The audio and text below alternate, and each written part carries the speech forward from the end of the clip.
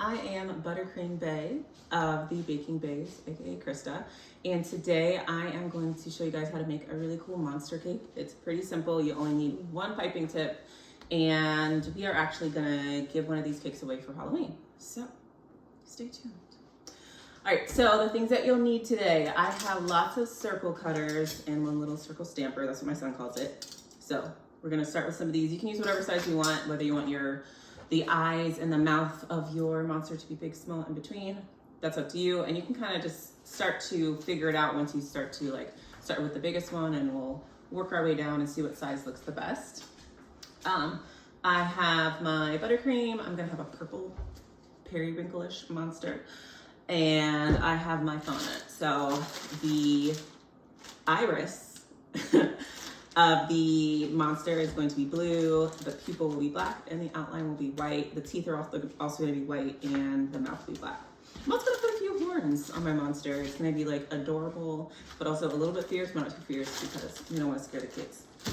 Also need my fondant roller. I have some cornstarch, and the piping tip that I'm going to use today is 233. This is a Wilton tip, but I think I'm using a Sunnyside tip for this one. But I believe they're the same exact number. This is from Hobby Lobby. This is from Wilton. This is probably cheaper. All right, so let's go ahead and get started. So I already pre-iced my cake. So these are 3 layers, and I believe that these were 7-inch cakes. The top one was 6, and I kind of just shaved them down a little bit. Made this shape. I made sure that my cakes were cold whenever I started because they're easier to shape. It's not completely even, but that doesn't matter because he's a monster. So I don't think he has it all together either. So this has been in the freezer for maybe like the past 20 minutes. Just wanted this to be kind of hard. So whenever we start piping, we are good to go, and we're not lifting up any of those crumbs from our crumb coat.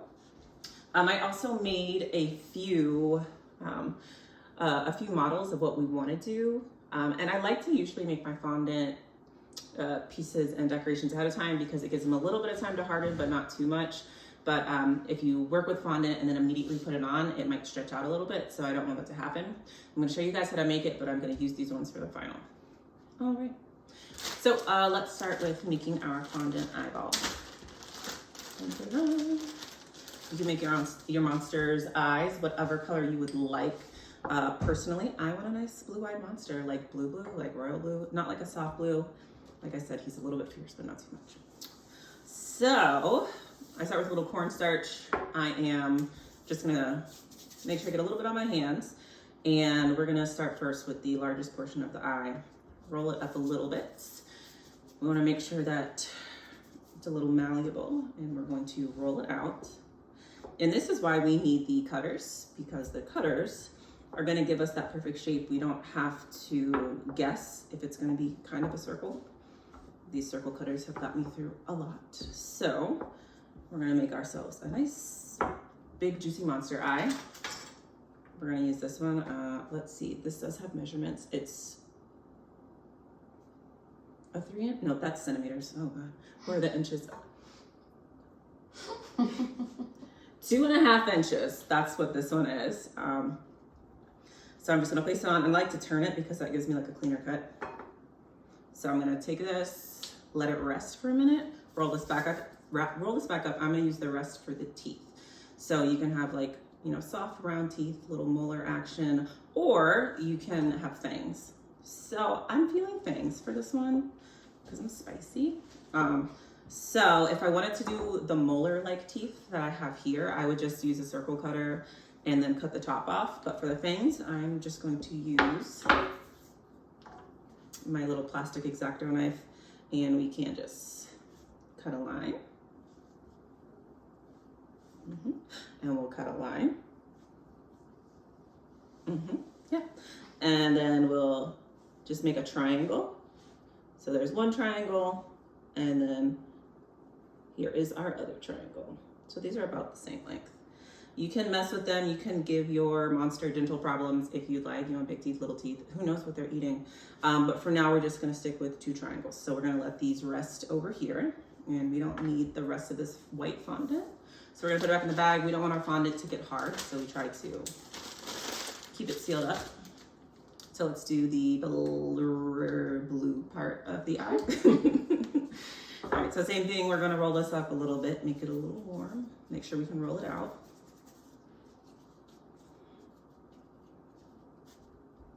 And while I'm rolling this out, I'll tell you a funny story about my son. My son is 4 and he's adorable. When he was really little, we were in the midst of COVID and we were all quarantining, and he was probably what, 1.5, 2. And I could not get him to be quiet during any of my meetings. So one day I realized that he really, really, really liked fondant. So as I was going through my meeting, I was like giving a presentation. I would like pop some fondant in his mouth. Whenever he finished it, he would get highly upset. So then I'd have to give him a little more, a little more. Well, needless to say, he was still in diapers. So by the time that, you know, the fondant was ready to come out, it was purple, but it went in black. So don't feed your kids fondant just to keep them quiet on your meeting. Luckily, he was perfectly fine. He didn't eat that much, but probably more than a 2-year-old should eat. Glad that I could share that story with you. All right. That's not where I thought that story was going. Exactly. I'm full of surprises. So I am just rolling out this for the horns. So I'm gonna start to taper off the ends. So to taper off the ends, you just start moving your hands towards the outside, and that will help you taper off a little bit. So right now I have kind of what looks like a weird banana. And you can, you know, remember that this is fondant, so it's pretty forgiving. You can keep shaping it, but I'm gonna cut it in the middle because I want my horns to be about the same size. And for this, I would suggest using something sharper than this little plastic thingy, but that's okay. So we are about the same size. We're about the same size. And I'm just gonna clean it up a little bit, roll it some more, roll those edges. The horns can be as wide or as skinny as you want them to be. Kind of feeling it. A little curve to it. So I'm gonna let these rest here. Move these off to the side. I'm gonna let this rest, and I'm gonna tilt it because I want gravity to bring it down a little bit, but not too much. Kind of looks like a wizard hat. So who knows, another tutorial coming soon. And we're gonna do the same thing here. We can keep adjusting a little bit, but to make sure that this part is flat, you can just place it down, shape around it. It's beautiful, it's beautiful, it's beautiful. All right, so we have our 2 horns. Okay, so now we're gonna use our black.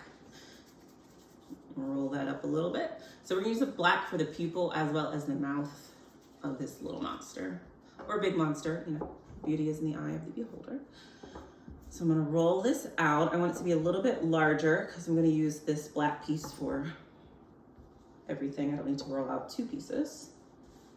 So first I'll do the mouth. So the mouth is going to be half of this big circle. So I'm going to put this down. I like to turn it in place.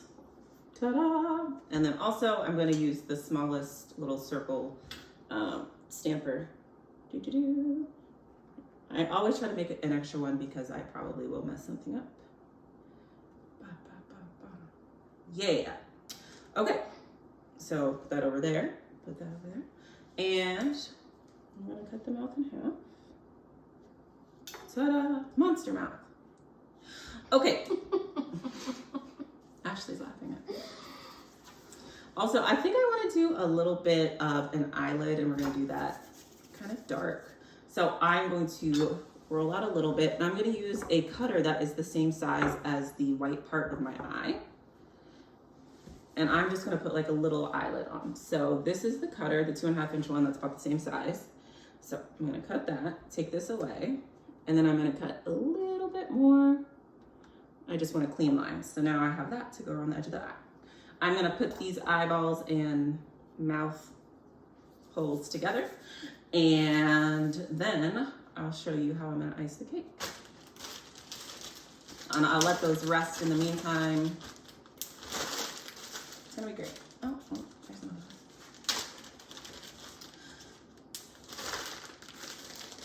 All right, so whenever you're working with different color fondants, remember that some of it will get on your hands. So if you want to keep something super clean, like something that's white, and you don't want to get any other colors on it, you should get up right now, wash your hands and come back. But because I'm just doing this video for you and I'm going to try and be careful, I'm just gonna, you know, hang out and make it happen.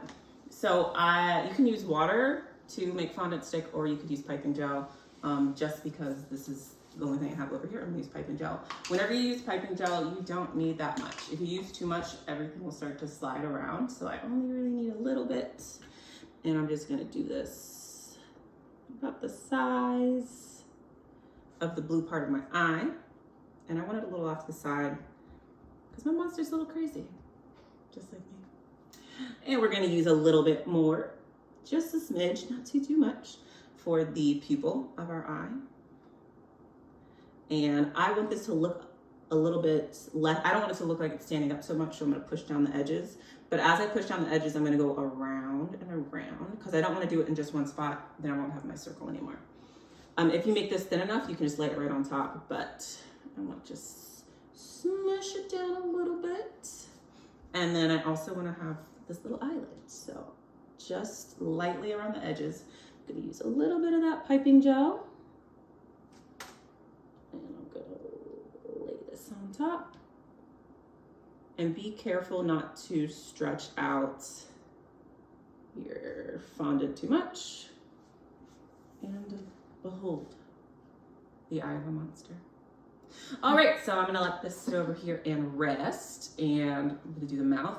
The reason that I like to have these rest for a minute is so that they're not really stretching out. Like this is okay right now, that I can just pick it up and it's not gonna lose its shape. So this is the mouth. We're gonna put a couple fangs on there. From the top, so not too much. You can also do this at the very end if you'd like, but I already said I was gonna do it this way, so I'm gonna do it this way. All right. Oh, that's nice. Oh, those are good teeth. Oh, if I do say so myself. Okay. Alrighty, so, and then our horns, we're gonna leave those to sit. All right, so let's move on to our cake. So like I said before, we have tip number 233. Whenever you're doing this, you can make your crumb coat the same color as the color you're gonna put on top. I just forgot, so we're doing purple on top of white. And one other thing I would like to suggest is that if you have done your mouth early enough and ahead of time, that you do the mouth first so that you can have some hair hanging over the mouth and then put the eyeballs on top. And I think that we're gonna go with this mouth today. And because this is a little sticky, we can place this right on. Oh yeah, I'm feeling that. So a little bit of pressure, not too much, but this should definitely stick to the fondant. So I'm gonna start going around the bottom with this. This is going to take a while. Okay, so if you're doing it with me, great, we're in for it. But if not, I will attempt to time lapse this whenever we edit it. Okay, so I'm gonna have a little pressure, make sure that it sticks, and then I'm gonna pull away. That's how we kind of get these little things to stand up. So pressure, squeeze, pull away, pressure, squeeze, pull away. If you hold it too long, it's just gonna keep building and building, and then it's gonna be like little short things. But if you want your monster to be really furry, then we're gonna squeeze, pull away, and then it'll kind of hang off the side. All right, who's excited? Okay, great. We're gonna time lapse this situation. Alrighty. I'm wondering if I should go from the top than the bottom. What do you think? Nope, we're already here.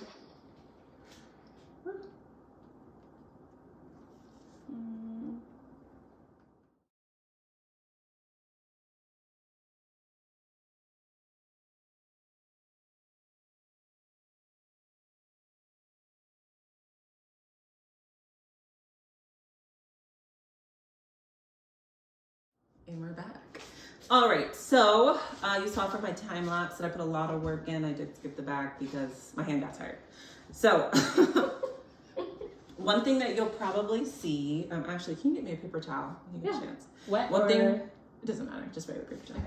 One thing you'll probably notice whenever you're doing this is you're gonna have a couple of patches, and it is okay. You can just go back in to where you see white patch, squeeze, pull away. Just make sure that you're gentle. Make sure it's connecting with the buttercream and you're pulling away. You don't want to be pushing in. And occasionally throughout this process, you're going to need to wipe off the tip just to make sure that it doesn't get too messy. If it starts to just kind of drip out, that means that your buttercream is too hot. Just set it down for a minute, Give yourself a break, give your hand a break. I know my hand is cramping up right now. And maybe even put it in the fridge or the freezer for a minute, take a break, come back, and then keep going. But that will happen. Your bag will get a little warm, your buttercream will get a little bit runny, just because this takes a lot of physical effort. All right, so I put this on in advance because I like to have the little hair draping over the mouth. And I think that turned out pretty well. So if you see any gaps, you're gonna wanna cover that up. And now I'm gonna put the eye on. So I have the blue eye I made before and then the black eye. Ashley, which one should I do? I like the blue on blue. Blue on blue it is. So I'm gonna have my guy looking a little bit to the side. Which side should he look? Ooh, that's fun.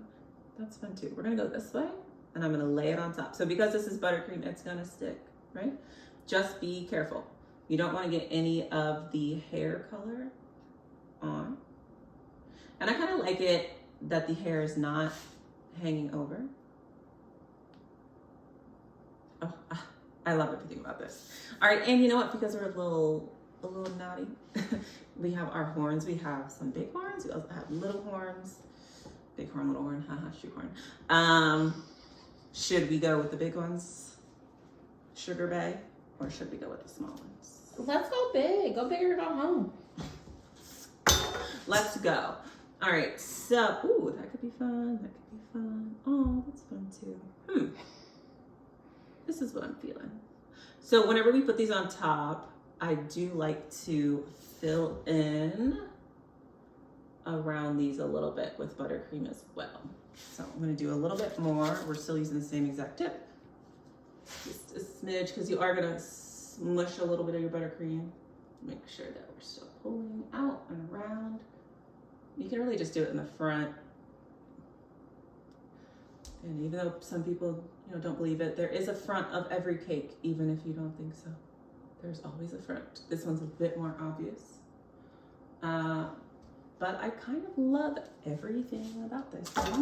But there we go. We have our monster cake. We only use one buttercream tip for this. We use 3 icings. And we had a couple options on the mouse that we were gonna use, but I'm really happy with this, how it turned out. So last time when I left you, I finished up the monster cake, and I'm sure that a lot of you noticed that I didn't do the back of it, and that's just because my hand was getting really tired. This was a lot to pipe by hand, but after I had a little break, I decided, I'm gonna finish the back. And you know what I did on the back? I decided to give it a second personality. So we do have my two-faced monster here. This was the stuff that I did during the tutorial. This was the stuff that I did in preparation, and I think it's even better. A couple personalities, feeling a little feisty. So go ahead, try it out for yourself, and I'm sure that if you're doing this tutorial with me that your hand also got tired. I would just suggest making sure that you stick to a cake that is 6 inches or smaller in diameter, and that will make it a little more manageable. This one was about, I think, 7 or 8 inches, and it took a lot of effort. It really wasn't that much buttercream, but it did take a lot of time. But I really like how it turned out with my two-faced monster.